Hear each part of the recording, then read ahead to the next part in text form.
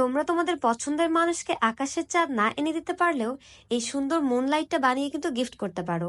আর আকাশের চাঁদ এনে দিলে যে পরিমাণে খুশি হবে এটা দেখলেও কিন্তু তেমনই খুশি হবে। তো আজকে আমি আমার নিজের জন্য বানিয়ে নিয়েছি এই সুন্দর মুনলাইটটা।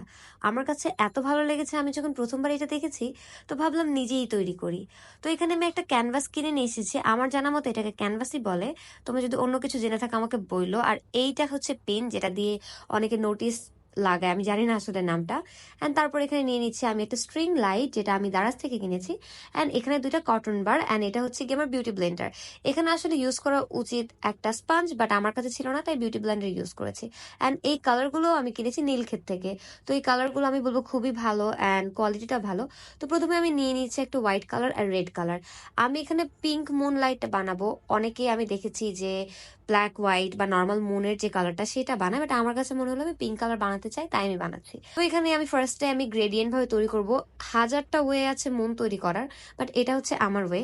তো আমি এখানে ফার্স্টে হালকা কালার থেকে শুরু করছি, আস্তে আস্তে আমি গাঢ়র দিকে যাব। তো উপরের দিকে একদম বেবি পিঙ্ক কালার নিলাম, অ্যান্ড এখানে হালকা হালকা করে রেড অ্যাড করব। সাদার মধ্যে যতবার আমি রেড অ্যাড করব, যেহেতু কালারটা একটু বেশি ডিপ হবে, সো আমি সেই ওয়েতেই যাচ্ছি। অ্যান্ড তারপরে যদি আমার সিকোয়েন্সটা ব্রেক হয়ে গেছে, বাট যাই হোক, এটা করতে যেহেতু একটু ঝামেলা হয়েছেই, তোমরা সবই দেখতে পারবা। অ্যান্ড আমি ফর দ্য ফার্স্ট টাইম এই ক্যানভাসে কাজ করছি।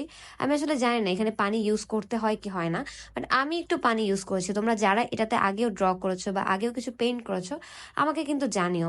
তো এখানে আমি আরেকটা কালার তৈরি করছি, যেটা হচ্ছে ব্লু, রেড অ্যান্ড হোয়াইট। তো ব্লু আর রেডটা দেওয়ার পরে আমি যে কালারটা আসলে চাচ্ছিলাম সেই কালারটা আমি ফার্স্টের দিকে পাইনি। তো আমি দেখলাম একটু কালচে হয়ে গিয়েছে, তো এখানে আমি রেড অ্যাড করেছি। আসলে আমি বলবো যে এটা বানানোর কোনো রুলস নাই, তোমরা নিজেরা বুঝে বুঝে করতে হবে আর কি, যে কোনটা ভালো লাগতেছে না লাগতেছে। তো আমি চেয়েছিলাম আর কি যে নিচের দিকে একটু ডিপ কালার হবে, অ্যান্ড তাই আমি এখানে নিচের দিকে দিচ্ছি। অ্যান্ড মাঝখানে আমি আরেকটু অন্য কালার ইউজ করব। তো এই কালারটা হচ্ছে বার্গেন্ডি কালার, এটা আমি হালকা পিঙ্ক থেকে বার্গেন্ডির দিকে এসেছি। অ্যান্ড আমার কাছে কিন্তু আউটপুটটা ভালোই লাগতেছিল। And for the first time যেহেতু আমি কাজ করছি এই টাইপের ক্যানভাসে, আমার আরো ভালো লাগছিল।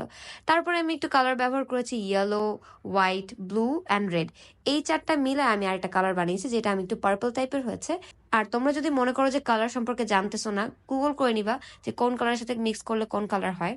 তো এখন চলে যাচ্ছি ডিটেইলিং এ। তো মনের মধ্যে অনেক টেক্সচার থাকে, তো এই টেক্সচারটা আমি দেওয়ার ট্রাই করছিলাম। তো প্রথমেই আমি একটা ব্লান্ডার করে ফেলছি। এখানে আমি হোয়াইট কালার দিয়ে একটা লাইক স্টার টাইপের কিছু একটা করতে চাচ্ছিলাম, বাট করার পরে দেখতে এটা খুবই পচা লাগতেছিল আমার। এই যে এই পর্যায়ে দেখতে ভালো লাগতেছে, এই গোল পর্যন্ত ঠিক ছিল, বাট এই যে দেখো এখন যে আমি লম্বা দাগগুলো দিচ্ছি, এটা দেওয়ার পরে খুবই বিচ্ছিরি লাগতেছিল, মানে আমার কাছে তো একদম ভালো লাগতেছিল না। তো আমি ভাবলাম যে কি একটা অবস্থা হইলো, আমি কি করলাম, এখন কি করব। তো যাই হোক, প্যারা না খেয়ে দেখি কি করা যায়। তারপরে আমি আর কি এটাকে একটু ঠিক করার চেষ্টা করতেছিলাম, বাট এটা কোনোভাবেই ঠিক হচ্ছিল না। তো পরে আর কি এটাকে আমি ঠিক করেছি কিভাবে, তোমরা দেখতেই পাবা। দেখো এখানে আমি অনেক টাইপের কালার তৈরি করে নিয়েছি, অ্যান্ড মনের ভিতরে টেক্সচার গুলো অ্যাড করছি। আমি বলবো যে টেক্সচার এটা বানানোর কোনো রুলস না, আমি তারপরে ফিঙ্গার দিয়েও আর কি করেছি। তো আমি বলবো যে যার যেরকম ইচ্ছা আর কি করতে পারো, কারণ নির্দিষ্ট কোনো মাপ নেই। আর দেখো আমি উপরে কালার দিয়ে ওই স্টারটাকে ঢেকে দিছি, বিকজ আমার কাছে ভালো লাগছিল না।